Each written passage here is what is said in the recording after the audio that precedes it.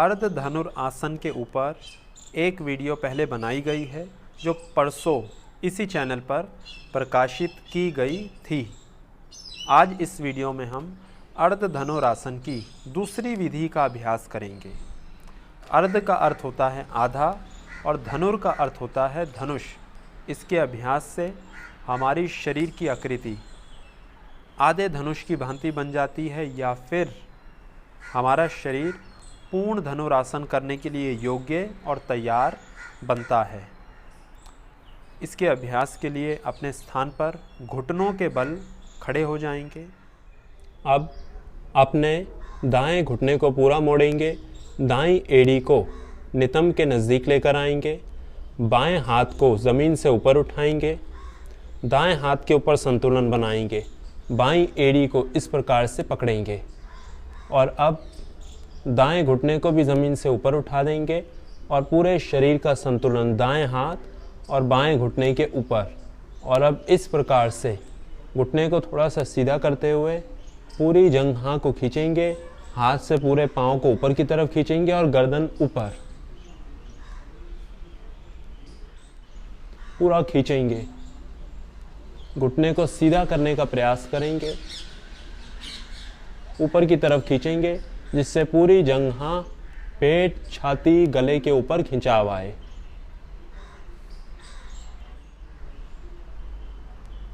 धीरे धीरे वापस आएंगे। अब अपने बाएं घुटने को मोड़ेंगे, दाएं हाथ को ज़मीन से ऊपर उठाएंगे, इस प्रकार से एड़ी को पकड़ेंगे और अब बाएं घुटने को ज़मीन से ऊपर उठाते रहेंगे और इस प्रकार से पूरा ऊपर की तरफ खींचेंगे, गर्दन ऊपर।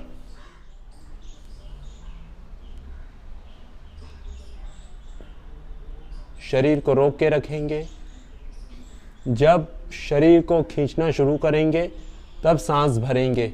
जितनी देर रुके रहेंगे सांसों की गति सामान्य रूप से चलती रहे और अब वापस आते समय धीरे धीरे सांस बाहर छोड़ेंगे, हाथ को वापस लेकर आएंगे और घुटने को ज़मीन पर रख देंगे। वापस आ जाएंगे।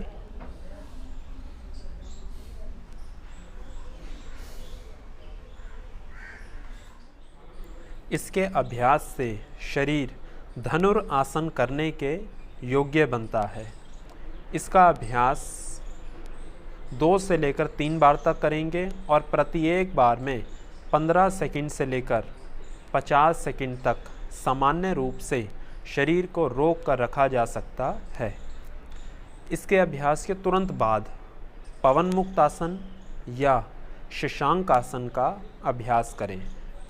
अभ्यास के दौरान सारे खिंचाव को अनुभव करेंगे, दोनों जंघाओं पे, पेट पे, छाती पे, गले पे, कंधों की आगे वाली मांसपेशियों पे। अब यदि लाभ की चर्चा करें तो इसका अभ्यास रीढ़ की हड्डी के लिए लाभप्रद अभ्यास है। सारा दिन बैठे रहने से पीठ को होने वाले दुष्परिणामों से यह अभ्यास बचाता है। रीढ़ की हड्डी का आकार बिगड़ना या पीठ में दर्द रहना, उस समस्या में भी यह अभ्यास लाभ करता है। इसके अभ्यास से सारा खिंचाव गले पे पड़ता है जिससे गले के आंतरिक ग्रंथियां और मांसपेशियां लचीली और सक्रिय होकर अपना कार्य ठीक प्रकार से कर पाती हैं। फेफड़ों के ऊपर खिंचाव उत्पन्न होता है जिससे फेफड़ों का, छाती का पूरा विस्तार होता है जिसके परिणाम स्वरूप श्वास प्रश्वासीय तंत्र में, रेस्पिरेटरी सिस्टम में सुधार आता है। फेफड़े और ज़्यादा सक्षम होकर अपना कार्य कर पाते हैं। हृदय के आसपास की रक्त वाहिकाएँ खुलती हैं जिससे हृदय तक रक्त का संचालन ठीक प्रकार से हो पाता है। जंघाओं की ऊपरी मांसपेशियों के ऊपर खिंचाव उत्पन्न होता है जिससे यह मांसपेशियां लचीली, स्वस्थ और बलवान बनती हैं।